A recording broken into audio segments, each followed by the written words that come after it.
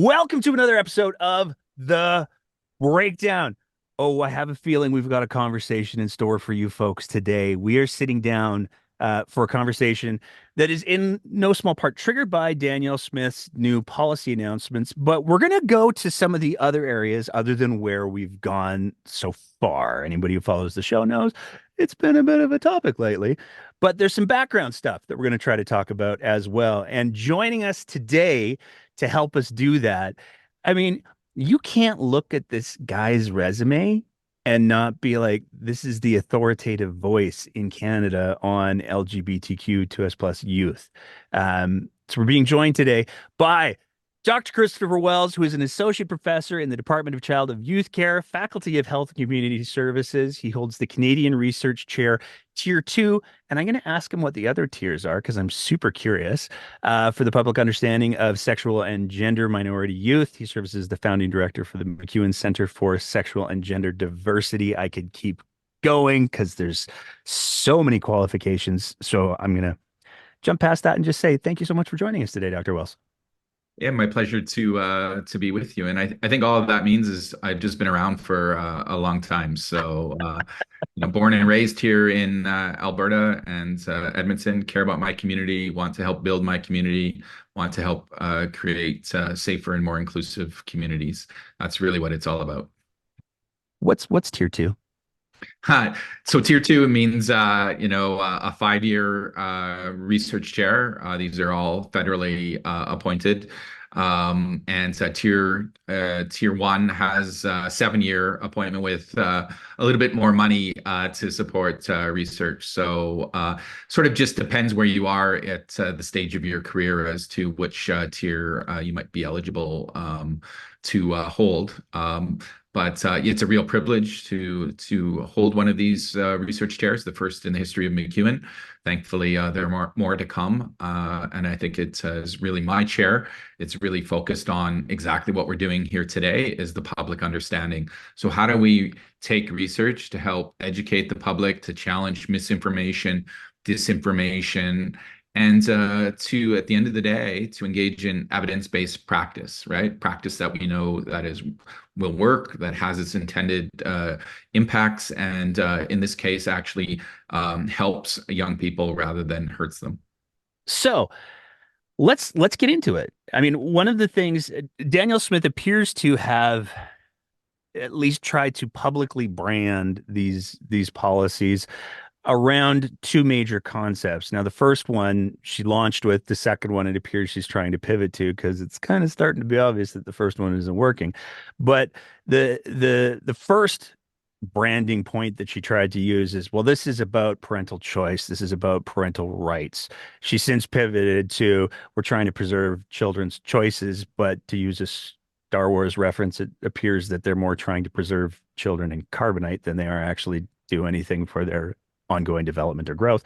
But the parental rights piece is interesting. So, there have been many legal scholars who have stepped out and said, yeah, that's not a thing. But there's this persistent history of parental rights and the perception of parental rights in Alberta. So I'm wondering if you could kind of do a crash course. Where does this all come from? What's the background? Explain the whole parental rights piece. Yeah, parental rights is a very powerful frame. And, Danielle Smith and conservative governments we've seen in the United States and others have latched on to something that, at first glance appears to strongly resonate with people, right? That this notion, and it really, when we start to unpack it, it comes back to this belief that, that parental rights are God-given, right? You had the child, and therefore that child it's like property rights, right?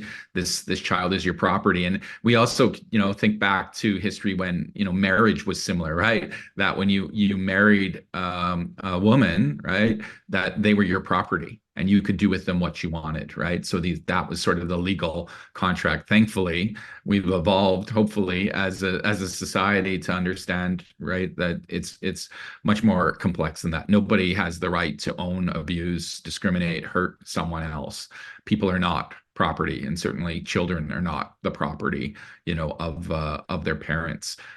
So, when we think about this, and the flip side of that is always children's rights. Where do children's rights fit into this? Where does the UN Declaration of Children's Rights fit into that? Which is a more recent concept within the last 50 years to prevent the exploitation of children. Let's just go back to the Industrial Revolution. Here's your mistake of asking me a question as a former social studies teacher. I will, as my students know, I will just go on and on and on until the bell rings, so to speak, and then I'll pick it up when the class starts again.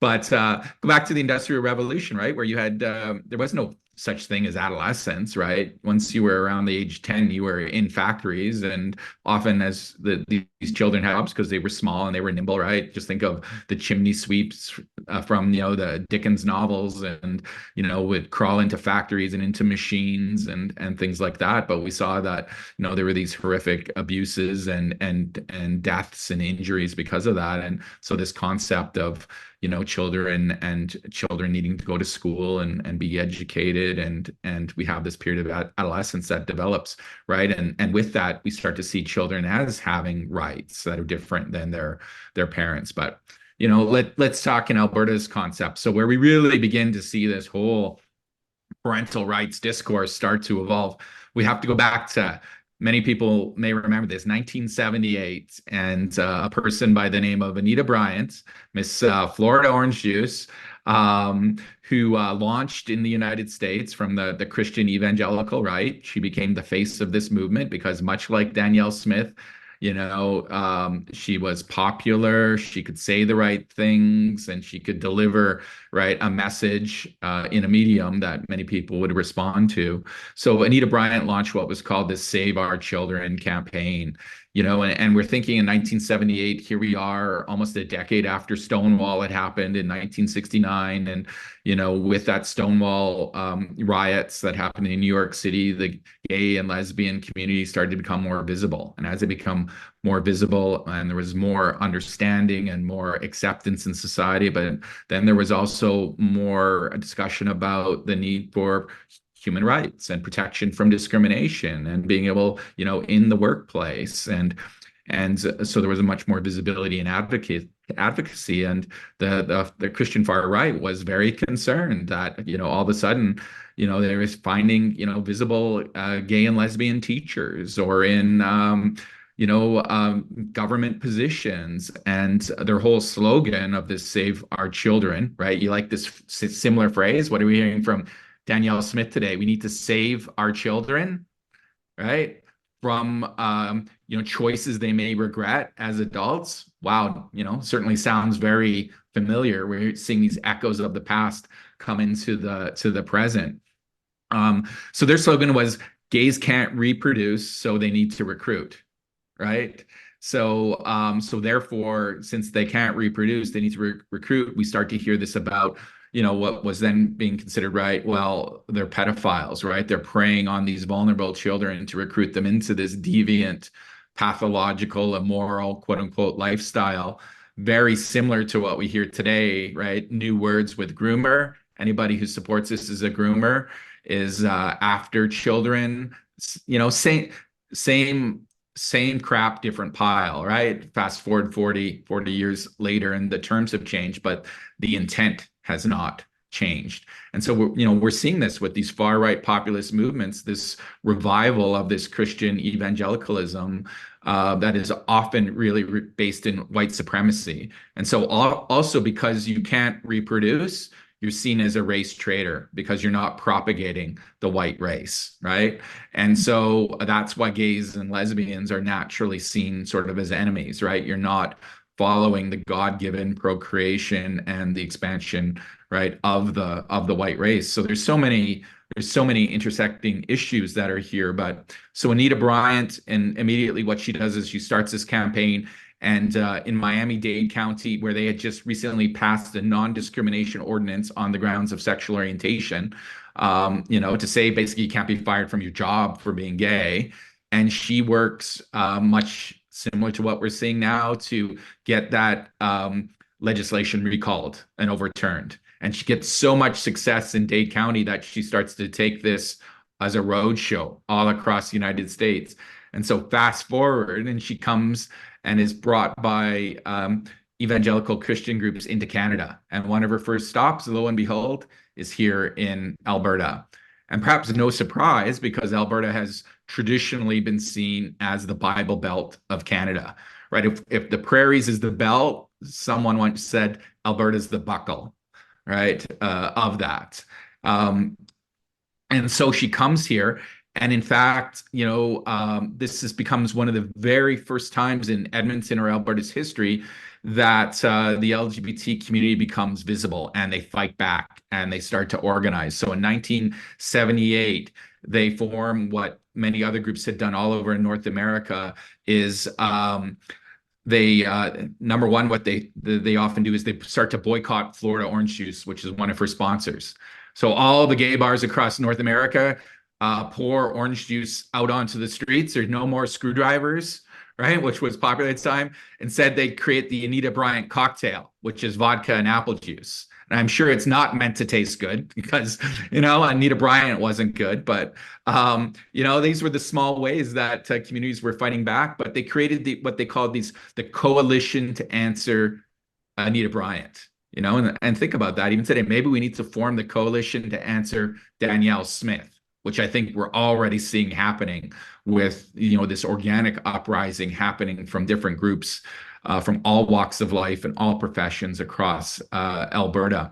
But what happens in Edmonton is the labor groups, the unions, the faith groups, women's groups, gay and lesbian groups, they all come together and they protest her when she arrives. In fact, she did a sort of a musical prayer show at the I think it was the Coliseum, Northlands Coliseum in 1978.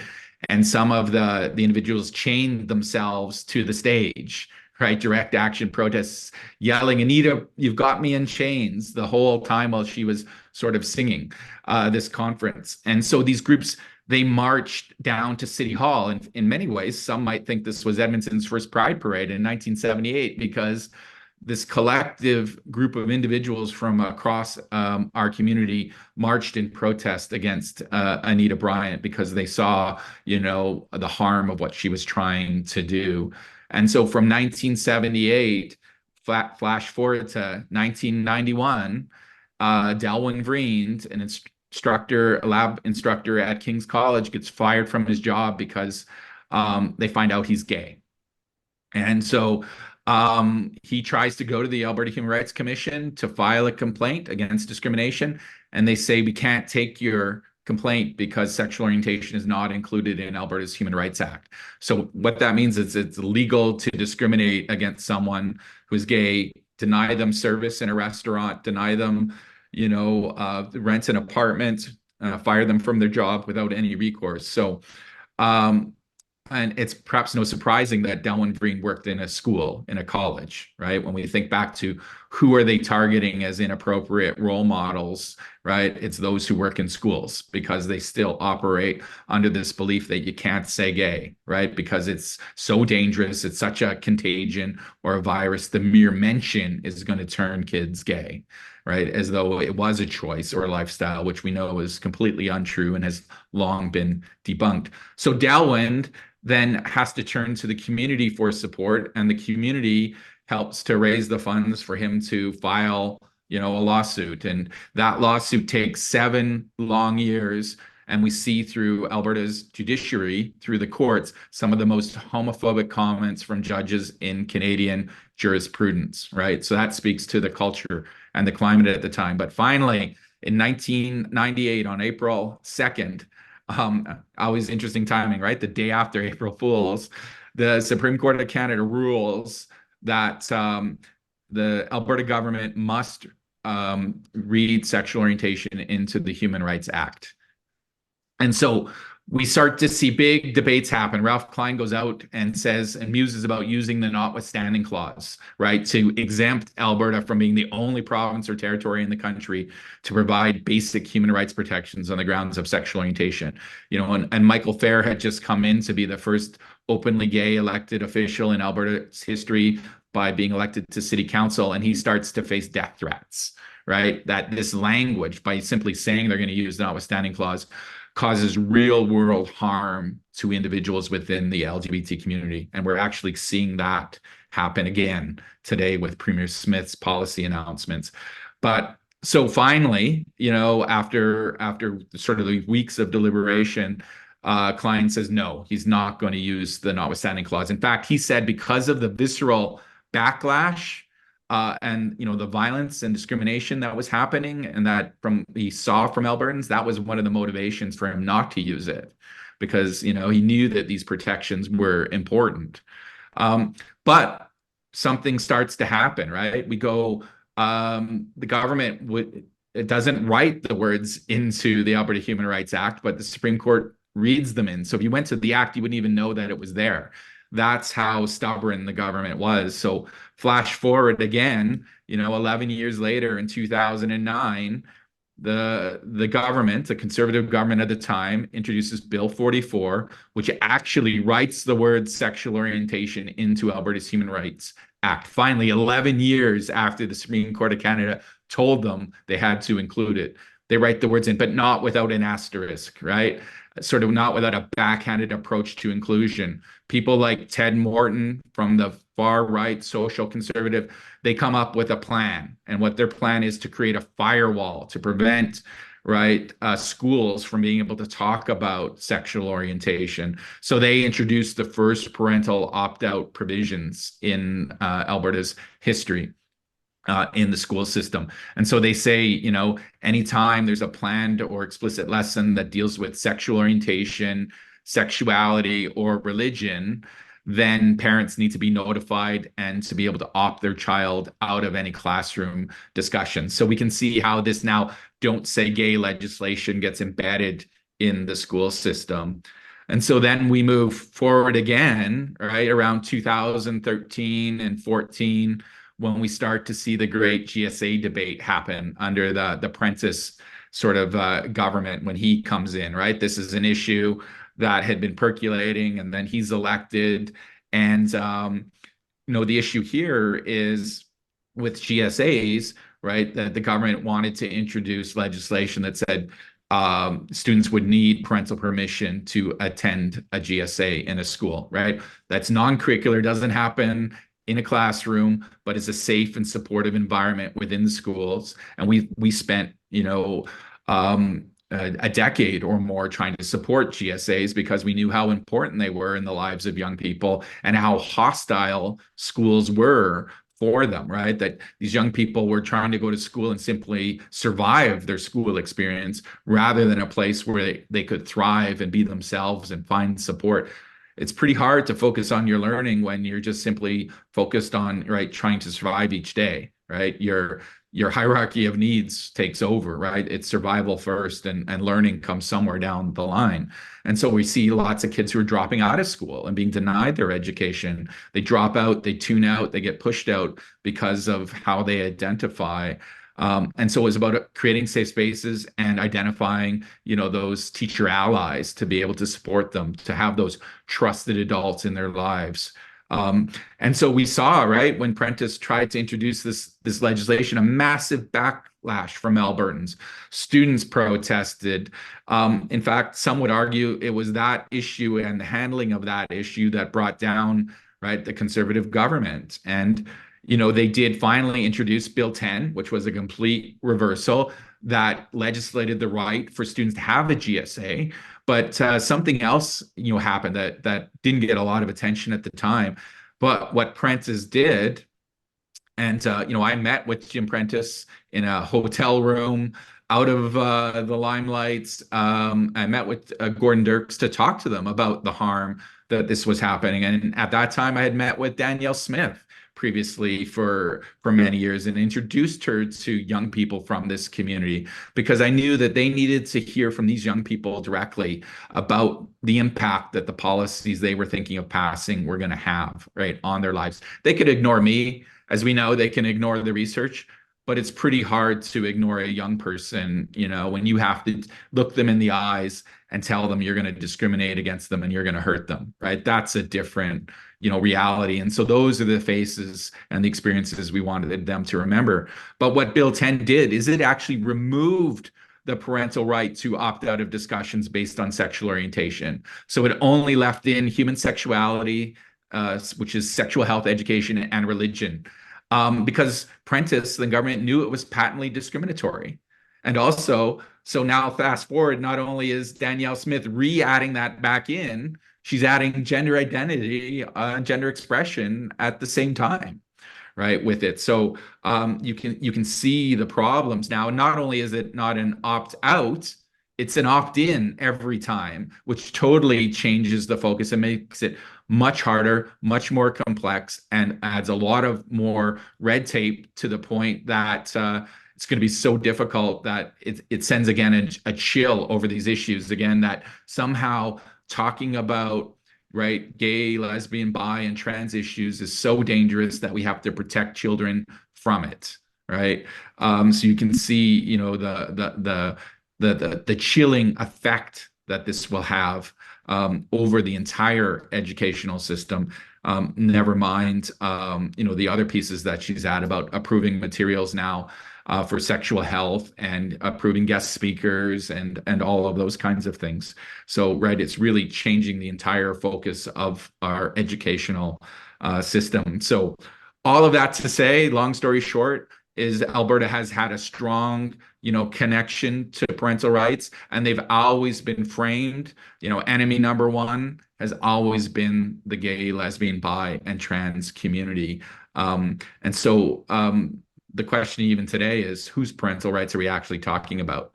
Because what gets lost in Smith's policies is, what about the parental rights of those parents who love and accept their LGBT children and want to do whatever it takes to keep them healthy and alive? What about their rights? And we've already heard from parents. We're saying if these policies pass, we're taking our family and we're moving out of Alberta, because we will do anything to protect our young people and to get them into environments where they can be, where they can thrive and they can be themselves and they can find a community that will love and accept them. And me as somebody born and raised in Alberta, that breaks my heart, because I love and I care about this province deeply. People a long time ago said to me, well, why the hell would you stay in Alberta as a gay man, right? Why wouldn't you go to Toronto or Montreal or Vancouver, which I call the MTV effect, going to Montreal, Toronto, or Vancouver, right? Where you can find a community. You don't have to worry about your safety walking down the street. But my response has always been, if we all leave, who's left to build and fight for this province that we believe in, right? Nobody should have to leave, their home because of who they are or who they love. I mean, there's so much to unpack in everything that you just said there, sir. I started with a blank piece of paper and two notes at the top, and I filled the whole thing up as you were going. So, let's it's here's the first question I want to ask. Why do you think it is that in Alberta, especially, because we do this better than anyone else, why do you think it is in Alberta we tend to import the worst elements of American culture? Like the things that cause that country the most division, the most distress. For some reason, this province looks at those things and go, "Ah, you know what'd be great here? Let's do that." Why do you think we do that? Well, we have these dominant stereotypes that have been, part of our political and culture for a long time, of, right, the three archetypes, the roughneck, the cowboy, and the oil executive, right? Then, and that's how we see ourselves as Albertans. It's often been said, right, politically and culturally, Alberta doesn't look east or west, it looks south, right? It looks directly to Texas, and Texas has often been described, or Alberta has often been described as Texas of the North, right? You can get a flight almost daily to Houston, and it's sort of that, that frontier, that sort of rugged masculinity that gets associated with these dominant stereotypes of Alberta. But the moment you actually scratch the surface and look at the reality of Alberta, we are a young province. We are actually a progressive province, and we are an extremely and growing diverse province. So even, the facts of who is an Albertan today do not match onto these long-held stereotypes. So, even with Danielle Smith and what she's trying to do is exactly look to what's happening in the southern United States. And in many ways, she's trying to turn Alberta into Alabama, right? And when we look into those provinces, the first and most convenient target is the LGBTQ plus community, right? And it's a tactic of distraction, right? Attack and pick on the least understood, the most vulnerable, to keep people from focusing in on what are the real most pressing issues, like here in Alberta, healthcare, right? Who wants to go to an emergency room and wait 16 hours to be able to get treated? When we have doctors and nurses leaving this province, or being able to, afford your rent, or put a meal on the table, or deal with, the fact that we're dealing with unprecedented climate change and forest fires and smoke and pollution that makes it almost impossible for some days for us to even go outside. Never mind, what we're dealing with in our winters, where, one day it's -50 and the next day, right, it's +10. There are more pressing issues that, we want the government to be focusing in on. And so, right, this is part of that wake-up call for people. Hold your government accountable to the issues that matter the most. Don't fall for these tactics of shock and distraction. I mean, you talk about the healthcare piece, and there's no question. We saw a story that came out last week that talked about the fact that Calgary's down 20,000 health and social workers, which is like a town of people that's just left because things are going so great. But I'm one of the things that Danielle Smith dressed up these policies in, the silver lining that she tried to paint around it was, but you know what we're gonna do? We're gonna attract a doctor, a highly specialized doctor. We're gonna attract them to Alberta, and that doctor is gonna be totally okay with us being entirely prescriptive over how they can practice, because doctors love that. And they're also going to be people who are able to divorce themselves of the moral implications of only beginning the care for transgender people after the age when puberty's done and all of that. I mean, the whole argument, to my understanding, for puberty blockers is it presses pause so that there's less radical surgeries that are required down the road. And there's a lot of evidence to say that a lot of trans youth are able to recognize, oh, hey, I'm different. Um, eh, how do you think that's going to go? Well, so much to unpack in all that, right? We know Danielle Smith is a masterful communicator and a masterful manipulator, right? And she can all make it sound right, great, and she can put this so-called sort of poison pill in there to say, "Oh, I'm going to create all this, healthcare and this aftercare, and we're going to bring in the specialists." But you know what? People have been asking for improved access to healthcare, particularly for the trans and even the larger LGBT community, for decades and decades, for more funding. In fact, we've had medical specialists in this province who've wanted to set up shop and have got no support, and they've left. They've gone to Toronto, they've gone to Montreal, where they don't have to fight through the politics. They can just get the resources to do the job that they need to do and want to do. So it is so completely disingenuous for Danielle Smith now to say she's going to be providing all of these supports when, the community has been asking for these for years and years, as I have physicians and specialists who wanted to stay here in Alberta, but it was made practically impossible for them. In fact, they were forced out because there was such lack of support. So in many ways, this is just a red herring kind of argument. Look at the good we're trying to do. We've listened to the community of what their needs are. But the last thing you want Danielle to have happen is for Danielle Smith to tell you how you should be transitioning, to create this factory model. I can just imagine, right? It's like a Frankenstein kind of approach that will happen. Because the reality is no two people transition the same way, right? It's very individual, and it doesn't happen overnight. And in fact, it's an incredibly lengthy, complex, time-consuming process because of all of the red tape and specialists who are involved. In fact, that's always been a problem, right, is the fact that there is not enough access. There are not enough supports. In fact, some people have left the province to be able to gain access to healthcare. Those who could, as adults, afford to pay for it themselves have gone to other countries to be able to you know be able to live as their true selves. That's how, right, how significant and serious it is that people would spend tens, if not hundreds of thousands of dollars because they couldn't wait for the Alberta government to open up, all right, the supports that are necessary. Well, it's to me, it's almost as if, this is a province where people who work at abortion clinics continue to be targeted and harassed. And when you take a look at the extreme level of rhetoric that's being leveled towards anybody who dares to speak in any way in any kind of allyship, let alone people who are actually, directly impacted by all of these policies.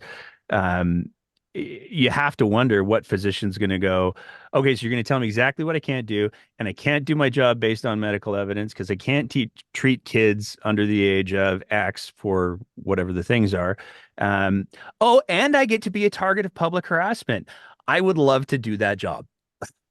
Well, and it's even going to have implications far wider than that. In fact, right, what these policies say to whether it's corporations or businesses is Alberta is not good for business because you look at groups like Amazon or tech companies and they hire for diversity, right? They want people who have different lived experience, who think differently, because that's what leads to innovation. That's what leads to breakthroughs. That's what leads to, creativity. So the moment you start to pass these very restrictive policies, it's going to cause businesses and corporations to think twice. Do we really want to set up shop in Alberta? Because what happens is we're having a hard enough time recruiting these folks and these specialist positions or in the tech sector. And never mind about retaining them now, right? Think about all of these, people with this expertise and their families that are now thinking about leaving this province and leaving their jobs because, of this culture and this environment that these policies have created, right? That's many people are saying that's not the Alberta I want to live in. And Yeah. people, those who have a choice can get out or choose not to come. But you worry about those people that don't have that same privilege and that same opportunity, again, to get up and leave. And, that would be the last thing that we should be thinking about, right? Is forcing somebody to want to leave, the place that they love. It's been stunning since we started having these conversations on the show since Danielle Smith, even when she announced it on her radio show. The the number of people who have said, I'm leaving. I'm leaving because, some people have said I have to make sure that my kid gets the care that they need. Some people have said I'm leaving because I can't risk raising my kids in an education system like this. And some people have said, I just don't want to be in a province that is this openly governmentally homophobic and transphobic and all like prefix phobic. Um, but I want to talk a little bit about Danielle Smith because you mentioned in your opening presentation that that Danielle Smith, you had met with her in her previous iteration, and I'm curious if you'd be willing, if you could talk a little bit about what did you see from Danielle Smith in the 2012-ish era or when you started interacting with her? And how much of a disconnect do you perceive between who Danielle Smith has presented herself to be and the Danielle Smith that stood in front of the painting and with Anya playing in the background and a very soft voice said, "We're coming." How do you, is it the same thing? Is it different? What's your take? I think there's a massive disconnect. The Danielle Smith that I knew, right, even as never mind 2012, but as a talk show host, her show I was on several times is not the Danielle Smith who appears before us today. In fact, that was a Danielle Smith who wanted to meet with these young people, wanted to hear firsthand about their experiences, and I believe She was visibly moved and changed. We've heard her say so on the public record, stand up in the Alberta legislature in support of protecting these LGBTQ young people. So what has changed? With that, and even as she became elected as premier, she created opportunity for me to meet her chief of staff and her they like to talk about this new LGBTQ coordinator position that they are the first government in Alberta's history to create, met with them and was reassured that Danielle Smith had no interest in introducing any of these policies because we were aware of what was happening in the United States, right? We're aware that Alberta looks south. It doesn't look at what's happening east or west. And so there was a lot of uncertainty about what Danielle Smith's new government would mean. I think that's why you're seeing such a visceral backlash to this announcement because she lied to all of us, to our faces. The government lied to us. It was so disingenuous because we were told that, I have a non-binary family member, right? And even her messaging was, okay, well, let's just wait a little bit. Let's slow this down. Let's be respectful here. Our Albertan wants to include everyone. And so you really begin to start to understand that Danielle Smith is, in fact, might be best called a puppet premier because she's no longer the one, calling the shots. It is the David Parker cult that is pulling the strings. So here we have a far right extremist faction that is in some ways hijacked the UCP party and is dictating now to the premier what she will do upon or what she won't do upon pain of their attack, right? And they are brazen in their threats. And of course, they're not just stopping with these announcements. We know already, well documented, that they're coming after the school boards, right? And they plan to use the same strategy to get candidates and to get the votes, to stack the deck, to take school boards over. And it's no surprise. This is a play right out of the far right. Again, I remember one Christian evangelical white supremacist who said in the United States, was asked the question, if you could be the president of the United States or something else, what would you choose? And he said, oh, no, I would not want to be the president of the United States. I would rather have control of every school board in the United States. That is where the real power lies because schools are at the heart of our communities. Right. And if you want to control the future, the first thing you go and do is control what's taught or talked about in schools.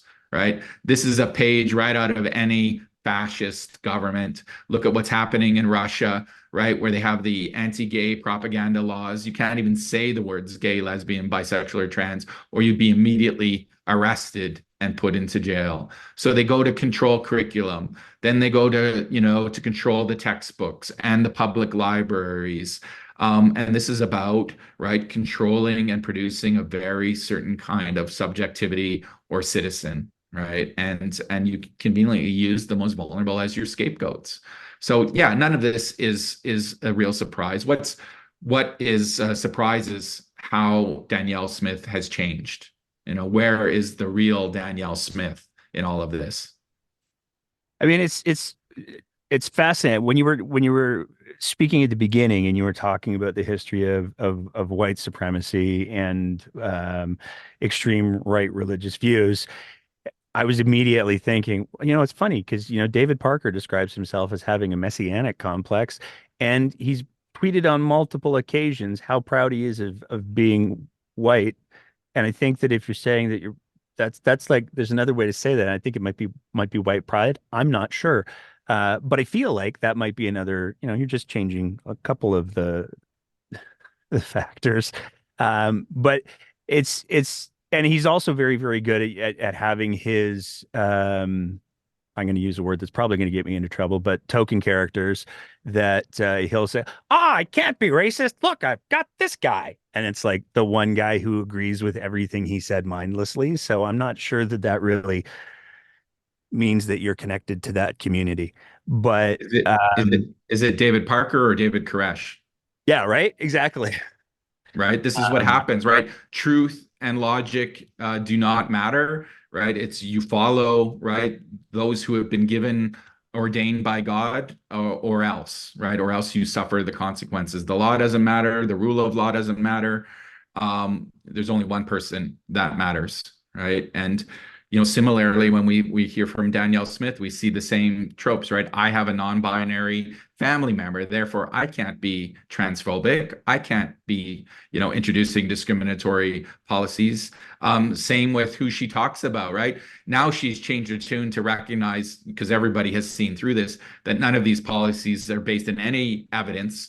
Um, she hasn't talked to any professional or medical or health or educational expert or legitimate organization. She just relied on the voices of a few heavily traumatized individuals, as she would say, with lived experience to make these policies. And what she's trying to do is create a wedge. She likes to say, even today on her premier Saturday radio show, that, well, there is not consensus in the medical community, right, around this. In fact, that is a bald-faced lie. There is absolute medical consensus. There are established international guidelines that have been put together by scientific and medical experts from all over the world. They've been peer reviewed. In fact, they're on their 8th iteration. They're over 200 pages in length, called the World Professional Association of Transgender Health, and the standards of care, the literal standards that set out the expectations for medical and psychological professionals. And you violate those standards, you violate your ethical and professional responsibilities. So it's a bit like, climate change deniers, right? You'll always find the 1%, and even the 1% who may have some credentials, but we don't listen to the 1% when there is a 99%, right, consensus. That's this false balance and trying to sow division and to sow doubt when she says this, right? And as well, we know you don't make public policy based on anecdotal experience or the experiences of a handful of individuals. And I feel very sorry for these individuals who are being used and exploited. Their personal trauma is being exploited as a policy prop, right? How low do you have to go as a politician to exploit the most vulnerable for your own political means and ends? Well, I find, and I don't want to speculate too heavily on the personal relationships that exist in Danielle Smith's life, but one of the people that I have found myself thinking about in the abstract, obviously, but is whoever that non-binary family member of Danielle Smith says. Because, I mean, first of all, I haven't seen an endorsement from them. Maybe I've missed it, and I'm not saying that they should be trotted out into the public circle if that's not something that they're prepared for, because that's absolutely not appropriate on so many levels. But I can't imagine being somebody who is non-binary and having, a family member who on one hand says, "Oh, I love you and I support you," and then simultaneously invalidating your existence. Like, that just is heartbreaking to me. What's this gaslighting? And that's what we're seeing the premier, do here. And what happens when you do that is you identify yourself as, you're not the safe person I thought you were, perhaps, right? That, maybe when I need support, I'm gonna now have doubt to be able to reach out to somebody, whether it's within your family or someone at school in your environment, or we always hope that there are many trusted adults in the lives of a young person, and that could be a faith leader, that could be a coach, that could be a teacher. We always hope it's a parent, but it's the young person who decides who that is, right? And so, it becomes really important about the language we use, and we're careful in what we're saying, and we're creating, spaces that open up conversation and possibility rather than closing them down. And again, these young people, they are the ones who know their identity the best, right? And it's our job as the adults around them to help to support them, right? And help to guide them and help to nurture them and help to protect them. It's not our job to, right, impose identities upon them. But to be in this space of being open and non-judgmental, and ensuring that, if they don't have good information, how do we expect them to make good decisions about their lives, right? To equip them with the knowledge and the tools. to be able to make those informed decisions. That's what the job of any parent or adult around a young person should be. Yeah, the supportive piece is so critical. I've been also going back to I grew up in northern Alberta, and the minister in the church that I went to when I was a kid was this huge, he was massive Irish dude. And he was when he got going, he could get about as fire as brimstone as you could get. But one of the other things that he was endlessly compassionate. And when one of his congregation, who was a young lady in this northern Alberta town in the 80s. So if you've been around for a little while, that should paint plenty of picture for you. But she found herself pregnant, and she was going to head down to Grand Prairie in order to get an abortion. And she presented him with this, and this man, who's a fire and brimstone, man of the cloth kind of thing, his immediate reaction was, I'm coming with you. You shouldn't have to do this alone. And that's, I think, when you put compassion and kindness ahead of your own um, bullshit, uh, that's where humanity lives. And I would argue, we had Pam Rocker on the show a little while ago, and there's another fine example of how just because you have a faith or religious beliefs doesn't mean you have to be a dick. You can be a good person and still be supportive of people who need support. Um, I'm curious, you know, given everything that you've said about your previous relationship and your previous interactions with Danielle Smith, you've been on her show, you've had policy discussions with her, even very, very recently. How much of this do you think is Danielle Smith was putting on a performance for the last 20 years? And how much of this do you think is somebody's got a metaphorical political gun to her head, and she simply lacks the strength of character to say, yeah, you can pull that trigger, but I'm not letting you. If you want to come for the kids, you've got to go through me. I'm not going to be a tool to allow you to do that. Where's the balance there, do you think?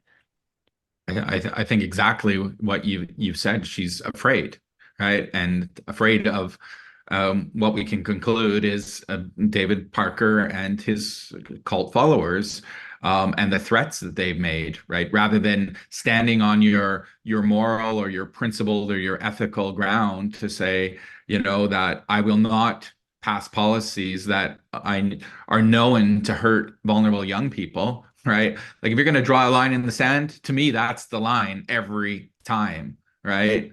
That you draw, right? Is support and protect the most vulnerable. There's so many other important things that she could be focusing time and energy on. And regardless of what happens, we know that these protests are going to continue.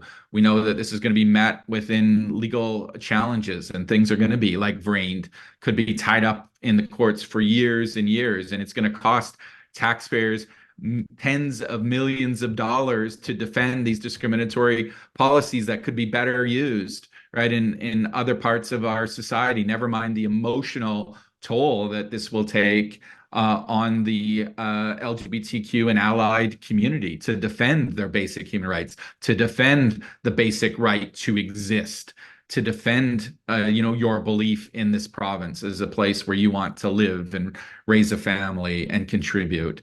So, what I think is really missing in all of this discussion from our premier and others is coming back to empathy, right? Being able to, and not this fake empathy that I know best what you need and that you're not competent. This crisis of compassion that she's cared, right? She's painting herself in this almost Mother Teresa like kind of way, right? That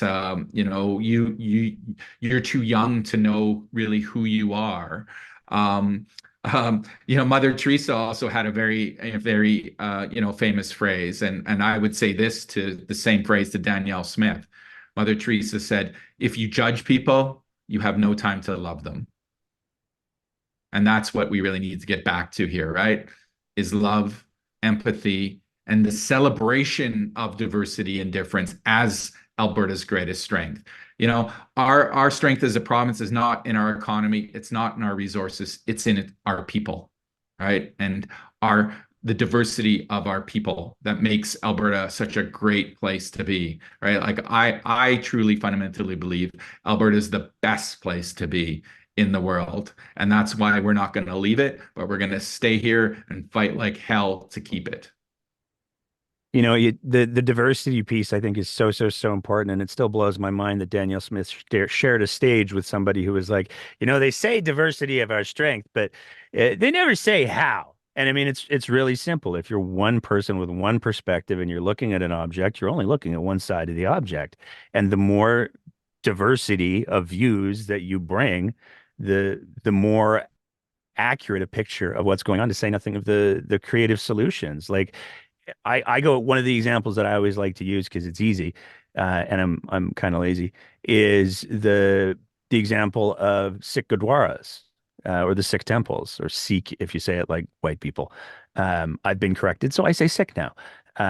But most of them have kitchens in the basement where anybody can go and get a hot meal, regardless of what their faith is, and they're largely run by the elders of that community. And there's so much that addresses. There's so much beauty in that.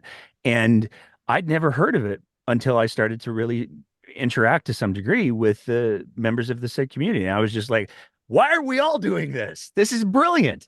And if you didn't have that diversity, you'd never even have that idea presented to you. So to Tucker Carlson, you're an idiot. Um, one of the other All, things that all one of you really need to do is look outside your window, right? When you the, look outside your window, right, you see a natural world and environment that is our greatest teacher, right? When a system in nature reaches sameness, it dies and collapses because it can no longer adapt, right? Diversity is built into the survival of our planet, and we ignore it at our own peril, right? The lessons are there. A diverse system is a resilient system, is an adaptable system, right? We should be looking to bring diversity into every opportunity we can, every classroom, every family, every environment. Because fundamentally, as a young person, when you have that early experience with difference and diversity, you learn not to be afraid of it. And what happens is you attack what you don't know or what you fear. And again, that's why, you want to, control the future. You control schools and you limit the exposure to diversity.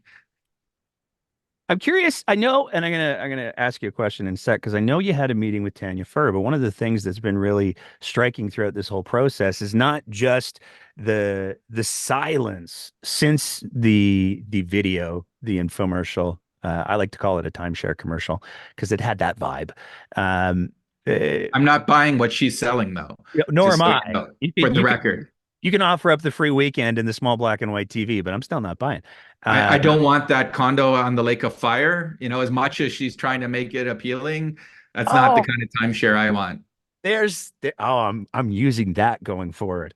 Um, but this the response from caucus and particularly cabinet has been, let's go with absent. There hasn't been anyone condemning it, but there hasn't really been a whole lot of cabinet members endorsing it. And in fact, as Dr. Bratt pointed out very astutely, the answer that Dale Nally gave the day before, that was then edited out of the press conference until some people said, "Wait, what?"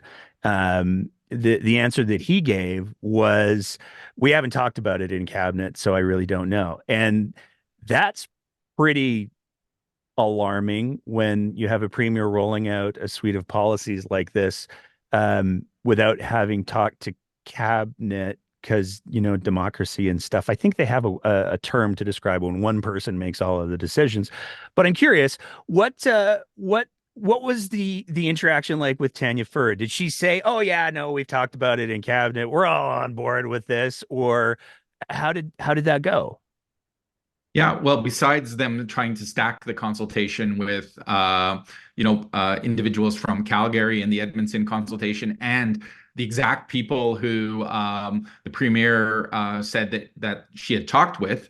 I'm always, well, if they were already consulted, why are they at another consultation with other members? And they're there exactly to try to undercut what the LGBTQ plus community and experts are actually sharing, right? They did their best attempt to do that. It didn't work because we knew what was actually happening there, and again how they were being used as political props, and to say, oh well, we even in the consultations the community was divided. You're going to hear that again and again and again, which is again a false lie, and it became very clear that the minister, same as Dale McNally, had not been consulted. In fact, I asked her, directly. She said, as the minister who has the LGBTQ portfolio for this government, if she would stand behind these policies. She tried to evade, and finally, kept asking the same question and demanding an answer. And she said yes.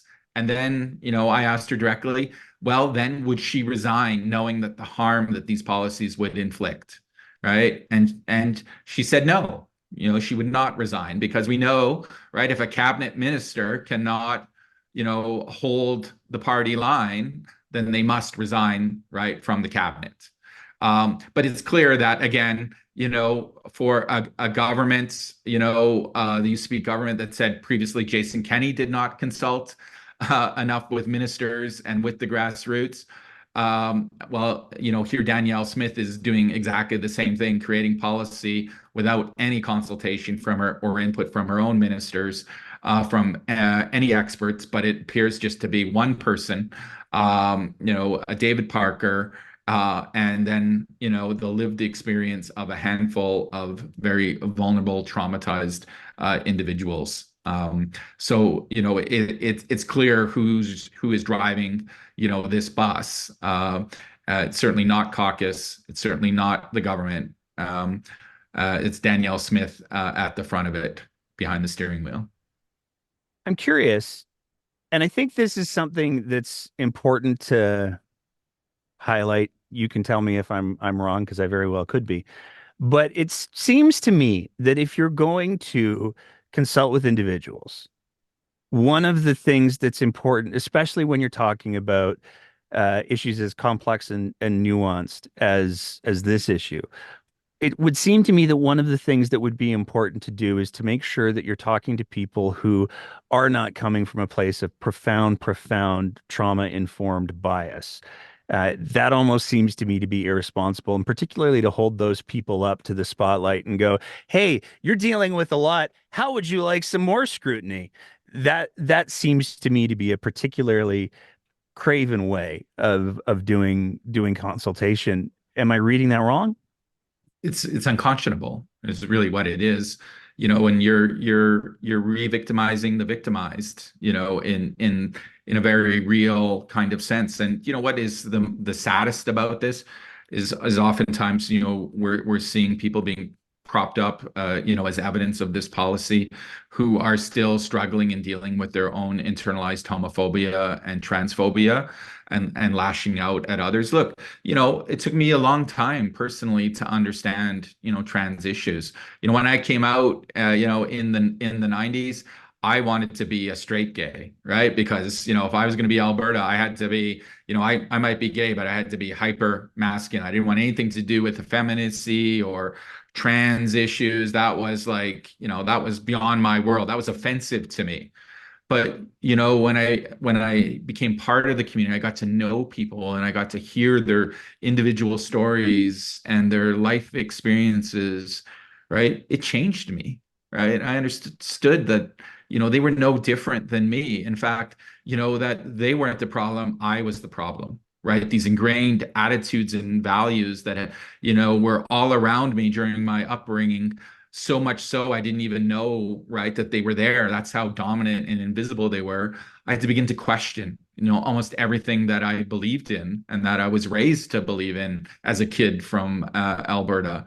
And in many ways, I started my career as a classroom teacher, and had, the opportunity to work alongside LGBTQ young people even before the Vreen decision became law, and I couldn't be out as a classroom teacher because I'd be fired from my job, right? But it was these young people in the community.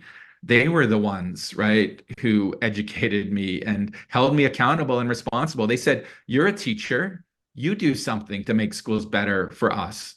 And that's actually what led me back to university is I needed a lens and a language to understand what was going on in schools and in our society to help to be able to name the conditions of oppression if I had any hope of changing them, of creating, a safer community and environment. And so to this day, I even call myself an accidental professor because I never had any intention to be a professor. I barely graduated high school.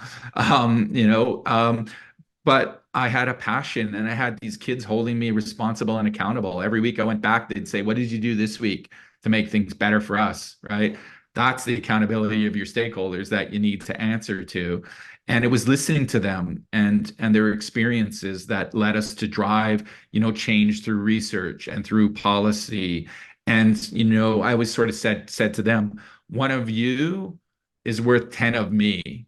If you're organized and articulate, you have power, you have strength, because, all of us, we grew up thinking, right, we were disposable, right, in this province. And that's what angers me so much with Danielle Smith's announcement. Here we go again, and we know without a doubt that those policies will lead to young people taking their own lives, right? I've worked with many of these young people, and in fact, the greatest frustration and what I carry with me are the faces of those we couldn't help and we couldn't save, right? And I still carry in my office photographs of those kids that we've lost to remind me about what's at stake here, right? And when I'm about to go into a difficult meeting or have a hard conversation, right, I look into those faces and I'm reminded, that it's just never me. It's just never any of us. We're doing it for the thousands of people behind us, those we've lost, those who are still fighting to be here, and those we're trying to make a better future for. That's what's at stake here, right? And that's why we're angry, but we don't use that anger, right, to debilitate us. We use it to fuel us, right? To turn that anger into a passion, right? To fuel that rage into something productive, right? Because at the end of the day, right, we're going to get the communities that we're willing to build. And that means each and every one of us need to stand up, speak out, and become active, even if it's just in your own circle around your dinner table, right? It's our responsibility to educate ourselves. It's no one else's responsibility. Pick up that book, turn on Netflix, watch Queer Eye for the Straight Guy. I can guarantee you will find something in there because every time, even now, I watch that show, I end up crying by the end of it. I'm like, oh, damn it, they got me again, right? Because you see the humanity, you see the empathy, you see that there's nothing to be afraid of here, right? Your fear is within, and it's this government that is preying on that fear and sowing that fear and this division, right? We can take that power back. And we take that power back. And as we started this conversation by looking back to history, it's history that taught us, right? Some of the greatest single act any of us can do in the LGBTQ community is to come out, is to be visible, right? When it's safe to do so, because then you're no longer a stereotype. You're a real person. You're a family member. You're a loved one. You're a colleague, right? You're a caucus member. Um, that's where real change will come, right? We need to talk about why this is wrong, why this isn't acceptable, and why this is not part of the Alberta that we believe in. I want to extend what you just said there, if I can, um, to things that allies can do as well. Because I mean, you want to talk about cliches and stereotypes. I'm a middle-aged, cis, straight, white guy who likes punk rock and has tattoos. So I get a couple of those cliche stereotypes. I have no illusions about that. But before we started the interview proper, we had a conversation about the importance of allyship and the importance of demonstrating outwardly, visibly allyship, because one of the things that you do when you point out that you're an ally is you make it really, really easy to identify the bigots. So what would you say to all of the allies who aren't members of the LGBTQ2S plus community, who are like, oh fuck, what do I do now? Don't be a bystander. Now is the time we need you, right? Allies don't back down, they double down, right? When the community needs you the most. That's real, authentic allyship, right? Educate yourself. As we said, your podcast is a great start. You've got wonderful episodes. You've been tracking this, for some time now. Find those accounts on social media that aren't full of misinformation and disinformation, right? It can be as simple as starting with a book, watching a show, right? That's part of why we're seeing this backlash to 2S LGBTQ communities is the more visible, right, you become, and the more you become a part of this quote unquote mainstream culture, people begin to attack that, right? And because they're afraid of that. And so we see like throughout these suites of policies, they just don't attack or discriminate against trans individuals, but the whole goal is to silence and erase LGBTQ people from public life. And you hear a lot of that in those stereotypes. Well, I have nothing against you, but don't put it in my face, right? Like, what you do in your bedroom as though your identity is only a sexual act. And I can tell you there are a lot of heterosexual people that are engaged in so-called same-sex sexual behaviors, right? Human sexuality is incredibly diverse and complex and wonderful in all of its different facets. Right. So, that's a big part of it, right? Is educating yourself, standing alongside, individuals from the community. And, right now, really what we need to see the most, we've seen the professional associations and bodies begin to speak out. We've seen family members begin to share their personal lived experiences. We're now hearing from young people who've been marching protests out of their schools about the impact these policies will have.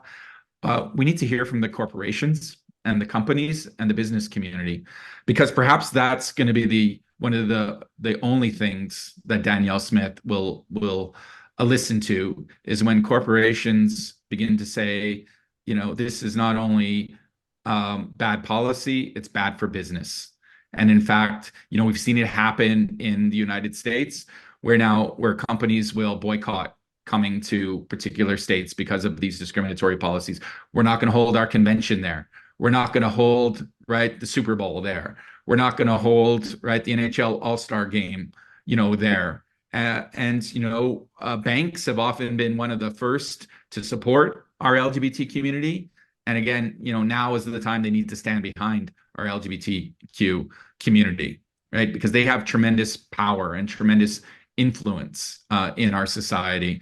And so we need to keep saying the message that this is not part of the Alberta we want or the Alberta we believe in, and say that, these are the voices of a few angry small minority. These are not the voices or the wishes of the majority of our province. So people need to rise up.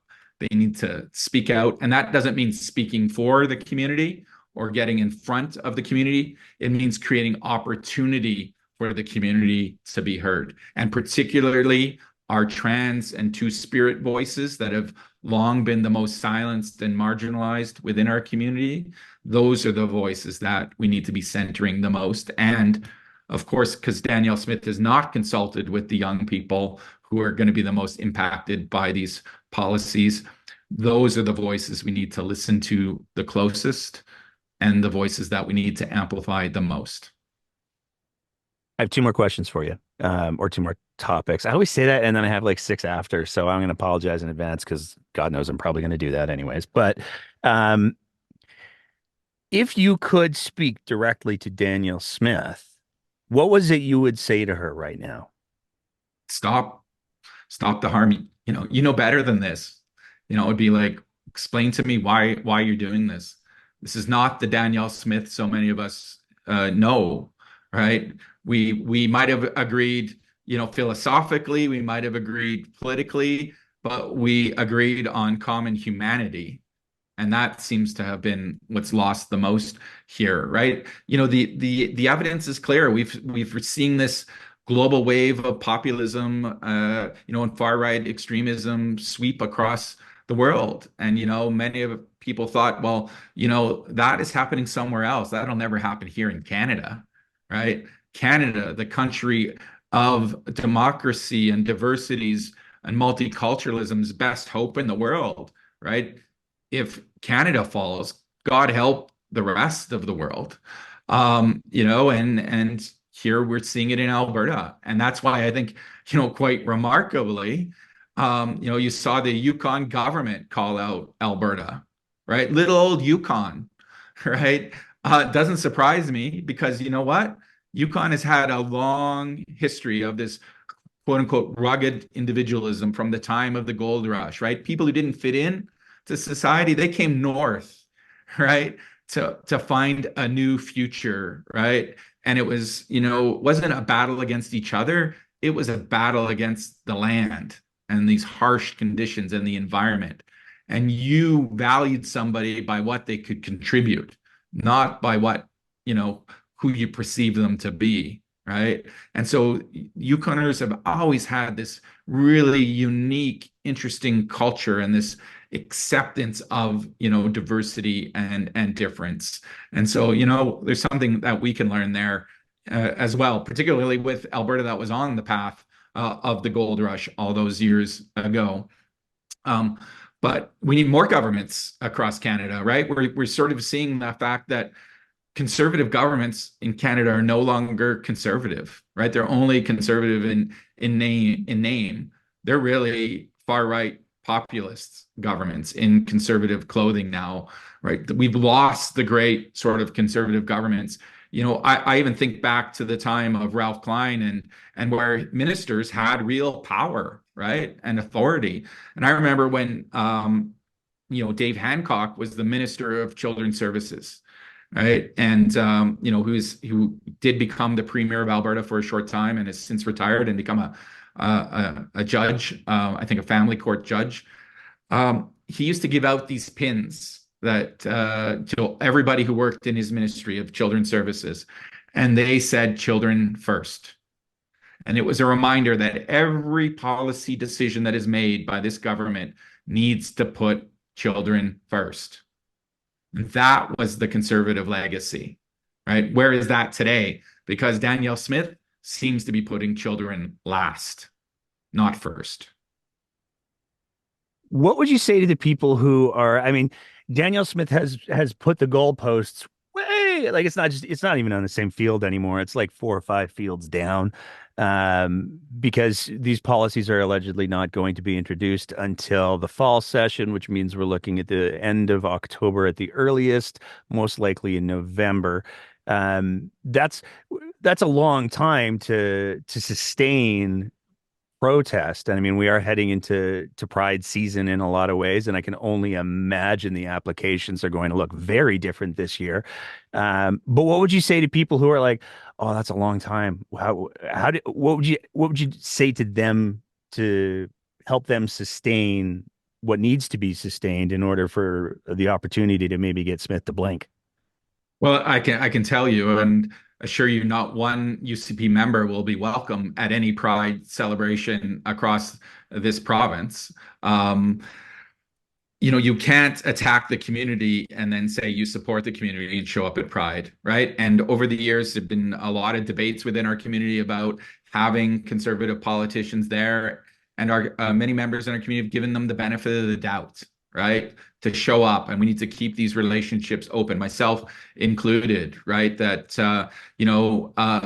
we need to try to help educate, right? But Danielle Smith has burned the bridge beyond repair in that sense, right? Not until these policies are rescinded and not until the harm that has been caused is healed, right? And that it will take significant work. So you're right. We have Pride season coming up in March, not in a month's time from now. We have a whole slew of university Pride celebrations coming.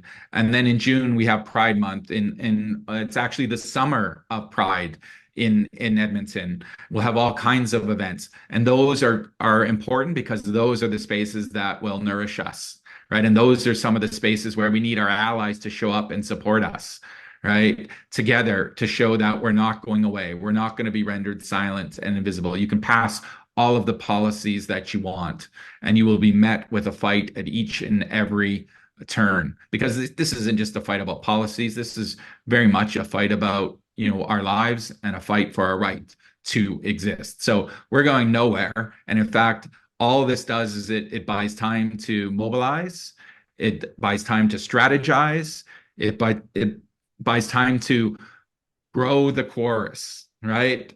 Sometimes we say, well, we're just preaching to the chorus, the same people all of the time, right? And that's important because we have to solidify, we have to strengthen those voices. But now more than ever, we have to add to the chorus. We have to add new voices, right? And make the chorus sing louder because, right, this is a song of freedom. This is a song of justice. This is a song of liberation. This is a song about the future that we believe in. I have one more thing I want to say, and then I'm going to let you say open mic whatever you want. Um, I got to say I had never up until today heard the term straight gay before. You like, I'm sure the expression on my face when you said that was something because I was like, wait, what? But from a greater point, I think it really does underscore that, toxic masculinity is bullshit. And it doesn't matter if you're straight or gay or trans or whatever, toxic masculinity is still toxic. So The old saying goes that the more insecure you are in your masculinity, the more you have to defend it, right? there you go. Right. So, if you're comfortable with who you are, and somebody, another man says, hey, you're looking good, you're an attractive guy. You're just like, oh, hey, thanks. I guess I did something right today, instead of, right, calling them a fag or punching them in the face. Right. So it's this really, right. It's this really interesting, paradox in many kind of ways. Like, yeah, if you're secure and you're comfortable, then yeah, it doesn't matter. Just accept the compliment, right? And move on. It's those who are not secure that where we actually see, right, what's classically been called the gay panic, right, and the gay panic defense.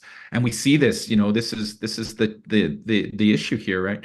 When we look at hate crimes that are happening across this country being, rising, we see the three most targeted groups for hate crimes are the Black community. So you see the effects of racism, the Jewish community, the effects of anti-Semitism, and then the LGBTQ community, the effects of homophobia, biphobia, and transphobia. But of all the hate crimes committed, right, in Canada, the ones targeting the LGBT community are the most violent in nature, right? It's not one stab wound, it's 40 stab wounds, because, it's just not about, right, attacking this individual. It's about destroying their existence, right? They're not even seen as human beings. They're seen as objects. And that is what's so dangerous about Danielle Smith's policies and this rhetoric we're seeing. It enables a situation of dehumanization, right? What we might call her words are part of this symbolic violence that now creates open season on the LGBT community, and we're already seeing it. I I have to just look at my own email, right? I have to look at the calls of people who are phoning my university to have me fired from my job, right? I don't even answer my phone. I'd never do an interview in my own home, right? Once upon a time, a police officer told me that I should get a concealed carry permit, right? Because of the level of threats that you face when you speak out. And that's fine, right? I have tremendous privilege as a white cisgender male. Parts of my identity privilege me, parts of my identity subjugate me, right? As a gay male. So I can walk through the world quite differently than most people. But with that privilege comes responsibility at the same time, which is I'm an academic. I have academic freedom, thankfully, because I can't get fired from my job. But the moment other people speak out, and I know this of my colleagues in other professions who are speaking out right now, people are doxing them at work, right? They are harassing them, they are stalking them. In fact, the police have had to be involved in cases where they're being harassed to such an extent where they're trying to be silenced. You know what? At the end of the day, we know what happened to Harvey Milk, right? One of our great leaders of our community was who was killed and assassinated by one of his colleagues, right?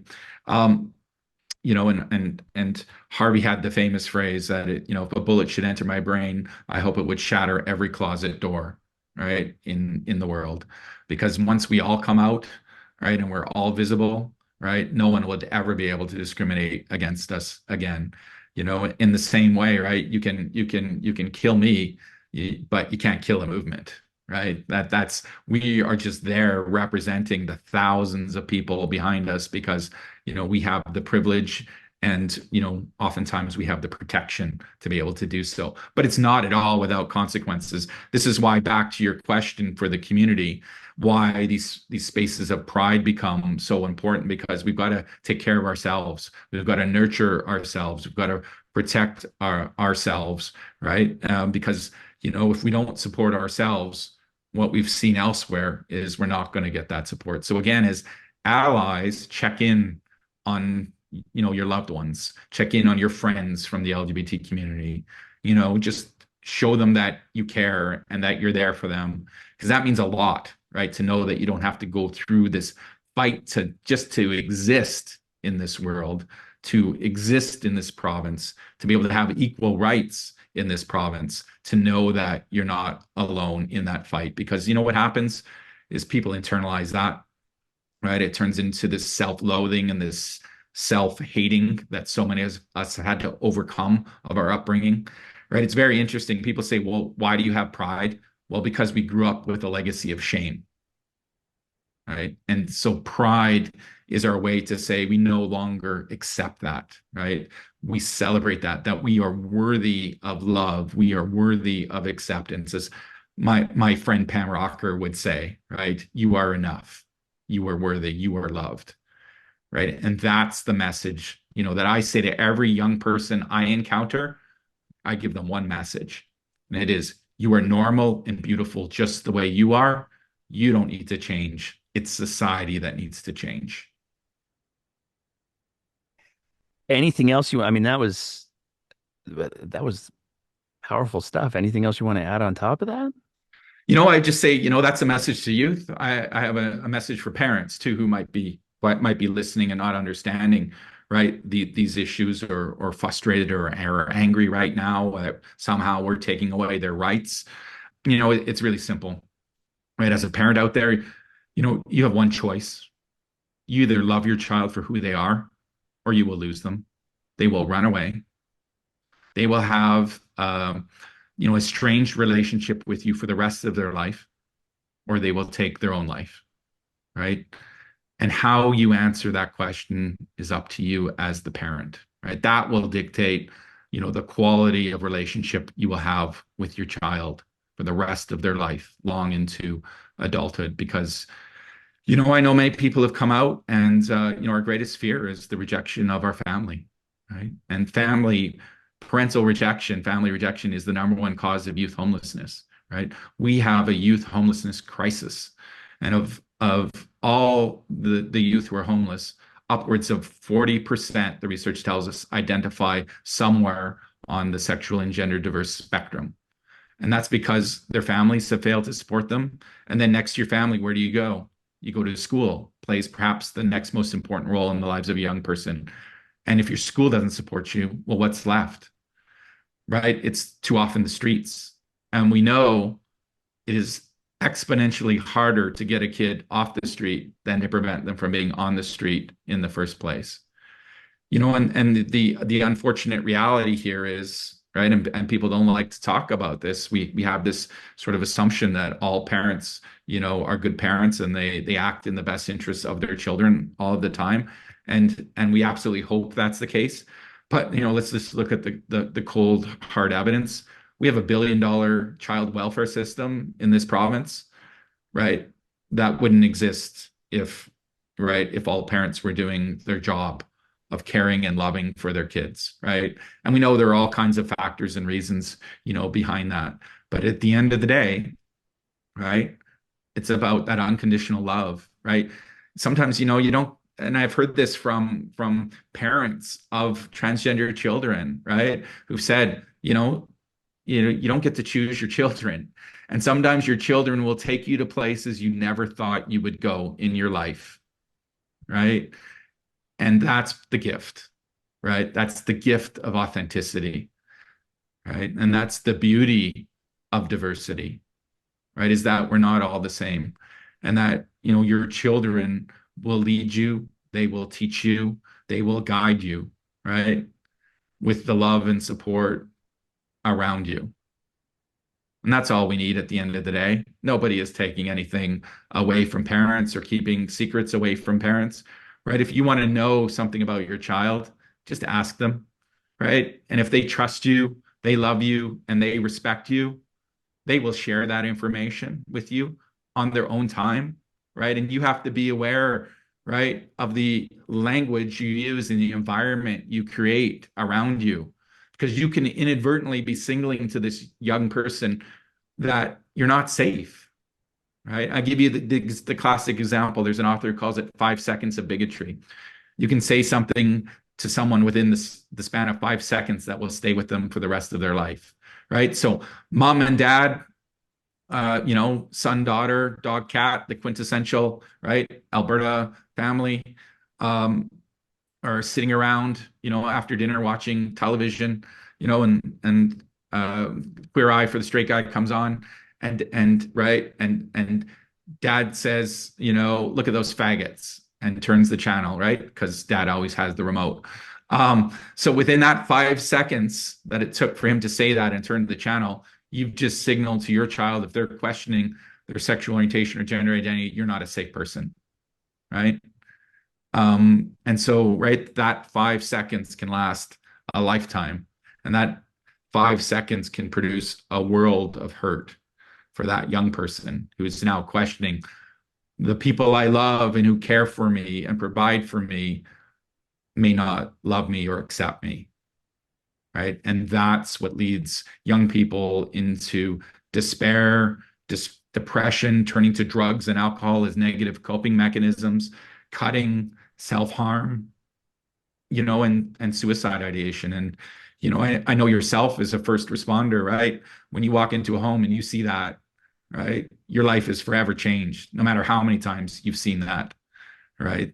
That hope and that possibility in that young person, right, who's no different than you or no different than me, right, is no longer there, is no longer a part of us, a part of our community. That's the tragedy. And that's my worry here, right? We've heard it time and time again from people. These policies will not improve lives, they will cost lives. And when I met with Minister Furr and I asked her, and she was uncomfortable and she was angry, if she said, I said, not, I'm asking you not as a minister, but as a human being, if you are prepared to stand behind these policies, knowing that a young person will take their life because of these policies, are you prepared to have that blood on your hands? Right? Because that's not something you can ever erase or something you can ever forget. You can think about all of the research or all of the conversations or the noise around this, but at the end of the day, are you prepared to live with that cost, with that decision? And if I met with Danielle Smith today, it's the exact thing I would ask her, right? Because at the end of the day, there are lines that we have to draw, and lines that we can't be prepared to cross, right? And sometimes, right, we put the politics first instead of the people. Dr. Wells, I want to thank you so much for taking the time to chat with us today. I want to thank you so much for sharing your perspective and your knowledge and your lived experience. And I hope that we're able to follow up on this because we're absolutely going to be staying on this right up until the legislation either shows up in the legislature or it doesn't. I'll be here. We're not leaving.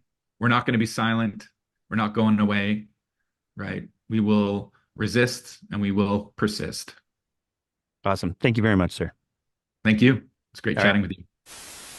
And that's it for another episode of The Breakdown. As always, if you appreciate the kind of content that we're trying to produce here, we would love nothing more than if you thought about signing up to be one of our Patreon sponsors at www.patreon.com/thebreakdownab, where for just the price of a fancy cup of coffee a month, you can help us continue to produce this kind of content.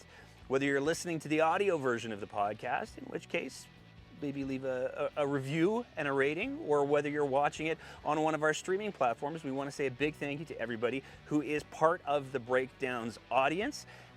And as always, take care of each other and keep the conversation going.